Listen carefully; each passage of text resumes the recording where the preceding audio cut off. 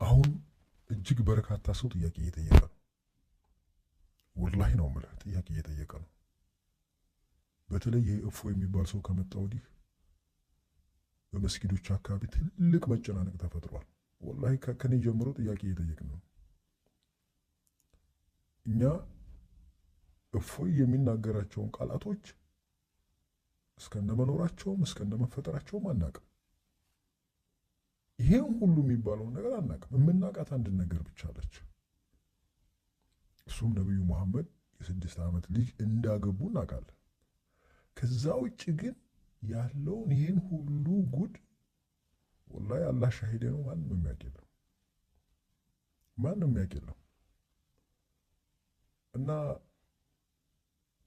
ስንጠይቅ የሚመለስልን መልስ ደግሞ ጭራሽ የሚያበሳጭ ነው። ኡስታዞችን እንጠይቃለን፣ አሊሞችን በቃ ከኛ የተሻሉትን ሰዎች ስንጠይቅ መልስ የሚባል ነገር የለም። እና አሁን ወጣቱ በጣም እየጠየቀ ነው። ሚዲያ ላይ መውጣት ስለፈራ የሚደርስበትን መገለልና የሚደርስበትን ችግር ከመፍራት እንጂ አብዛኛው ሰው እንዴት ይሄን ሁሉ እስከዛሬ አናቅም የሚል ትልቅ ነገር ተፈጥሯል። ኦንላይን አባቴ እንግዲህ በጣም እንዴት አድርጌ ልንገርህ፣ ቁርአን የቀራ መስጊድ የማይጠፋ ብዙ ነገር ያደረገ ሰው ነው። ግን እኔ ከዛሬ ጀምሬ ግን ወላሂ ነው የምልህ ሃይማኖቴን እቀይራለሁ።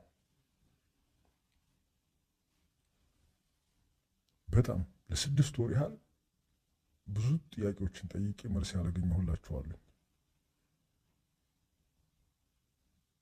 ለምን እንዴት እንዲሆነ ብለህ ራሱ ስትጠይቀው ለአይምሮ የሚከብድ የሚዘገንን በጣም ብዙ። አብዛኛው እኮ ቁርአን ቀራሁ ይላል እንጂ እኮ ይሄን አያውቀውም እኮ። አናቅም እኮ ይሄን ሁሉ እኮ ጉድ አናቅም። ወላሂ አናቅም በጭራሽ። እንግዲህ አሁን ሮመዳን አይደለም፣ እኔ አሁን አልጾም። ወላሂ ዘንድሮ ሮመዳን እየጾምኩ አይደለም፣ ትቼዋለሁ። ለምንድን ነው የምጾመው? ለማን ነው የምጾመው? ክርስትናን ተቀብዬ ኦርቶዶክስ ሁኜ የዘላለም ህይወትን መውረስ ነው የምፈልገው ከዚህ በኋላ እኔና ወንድሜ ማለት ነው። እኔና ወንድሜ አባታችን ይህን ሲሰማ ምን እንደሚፈጠር ለማመን ይከብደኛል። ጭራሽ አይቀበለንም፣ እንደማይቀበለን እርግጠኛ ነን። በእስልምና ደግሞ እስልምናን ከርተህ ከወጣ ይገደል ነው የሚባለው። በቃ ይሄንም የሚለውን አሁን እፎይ ሲያስተምር ነው የሰማነው። አናውቅም።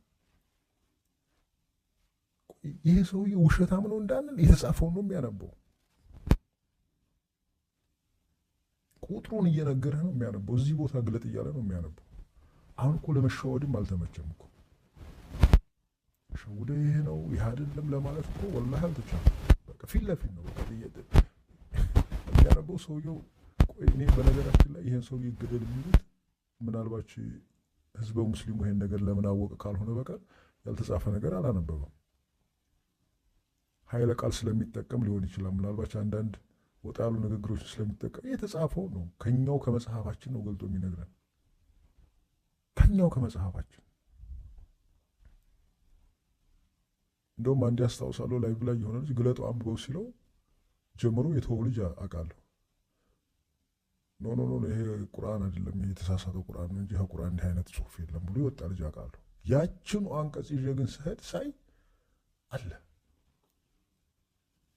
አለ ነቢዩ መሐመድ የሚባል ሰውዬ በዚህ ልክ የወሲብ ጥማት ያለበት ሰው ነበር እንዴ እስከ ማለት ድረስ ደረስኩኝ። እንግዲህ መስጊድ ሊያሰግድ እየሄደ የሆነች ባቷንና ተረከዟን አይቶ ገብቶ ተገናኛት የሚላ ሳይን ያፈርኩኝ። እኔ እውነት ለመናገር በጣም ያሳፍራል። ወላሂ አሁን ብዙ ሰው ጭራሽ ነብያችንም በዚህ ልክ አያስባቸውም። በሌላ በተአምር ነው የሚያስባቸው እንጂ አሁን እነዚህ እፎ የሚባል ሰው እያወጣ በሚናገራቸው ደረጃ ማንም ሊያስባቸው አይችልም። አሁን እሱ ነው ትልቁ ዝግብ የፈጠረው። በጣም ትልቁ ዝግብ ያለ ነገር የፈጠረባቸው።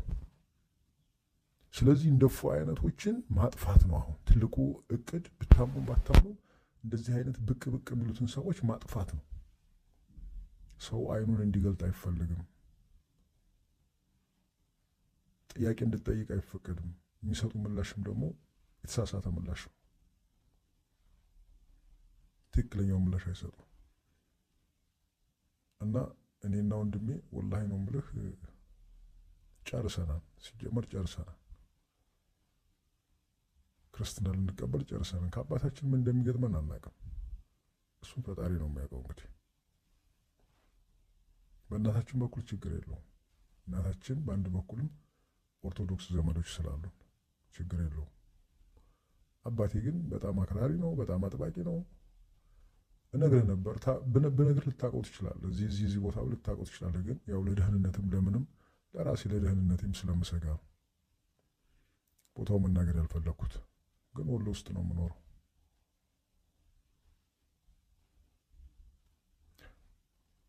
እና በጣም ነው እኔ እንጃ እንዴት አድርጌ እንደምነግርህ አላውቅም። እኔና ወንድሜ ግን ወስነናል። ሲስተር ግን ይሄን ነገር ልትቀበልን አልቻለችም። እህታችንንም ብዙ መክረናታል፣ ልትቀበልን አልቻለችም። እንግዲህ አንድ ወቅት ሊገባት ይችላል። እንድታዳምጥ እያደረግናት ነው። እንደውም የሚገርምህ አባታችን አንድ ጊዜ እያዳመጥን መጣን። ለምንድን ይሄን የምታዳምጡት ምናምን ብሎ ጠይቆን ያውቃልና አይ ንጽጽር ስለሆነ ዝም ብለን እያዳመጥ ነው። ይሄ ልጅ እንዳታዳምጡ ነው ያለን። እፎ የሚባለው ይሄ ልጅ እንዳታዳምጡ፣ ይሄ ሰው አይደለም፣ ከሰው የተፈጠረም አይደለም፣ ይሄ ነብያችንን የሰደበ ቆሻሻ ሰው ነው ብሎ ነው አባታችን የተቆጣን ማለት ነው። እና እንዳጠቃላይ ግን እስልምና ሃይማኖት አይደለም። እስልምና አንድ ተራ ግለሰብ የፈጠረው ሃይማኖት እንደሆነ ገብቶኛል። በዛ ላይ ሴቶችን የሚጨቁንበት ሴቶችን ዝቅ የሚያደርግበት መንገድ ደግሞ በጣም ያስጠላል። ሴቶችን በቃ እንደ ሰው አይቆጥራቸው። ሽርሙጥና የሚመጣው ራሱ ከእስልምና ነው የምለው። ምክንያቱም አራት ሴት አምስት ሴት እንዲገናኙ እንዲያገቡ ይፈቅዳል። እንኳን በምድር ላይ ከሞትክ በኋላም 70 ድንግል ምናምን ይሰጣን እየተባልክ ነው እንደው በቀላሉ ተወርቀህ ሳትሄድ ፈተዋ የሚሰጡ ሰዎች አይተህ ከሆነ አፍሪካ ቲቪም ላይ ፈተዋ እንግዲህ ሰው የሚጠይቀው ስለ ሴክስ ነው። ከባሌ ጋር እንዲህ ባረግ ችግር አለው ሐራም ነው ወይ? ባሌ ጡቴን ቢጠባ ችግር አለው ወይ? ሐራም ነው ወይ? ባሌ እንዲህ ቢያደርገኝ ሐራም ነው ወይ? የባሌ ፈሳሽ እንዲህ ቦታ ቢነካኝ ችግር አለው? ከግንኙነትና ከትዳር ከሴክስ የዘለለ ፈተዋ የሚጠይቅ ሰው የለም። ልብ ማለት ትችላለህ። ዞር ብታይ ትገረማለህ። ከግንኙነት ጋር በተያያዘ በሮመዳኑ እንዲህ አድርገን ነበር፣ ግንኙነት አድርገን ነበር። ከግንኙነት የጸዳ አንድ ፈትዋ የሚጠይቅ ሰው እንኳን አታገኝም። በዚህ ልክ ነው እንግዲህና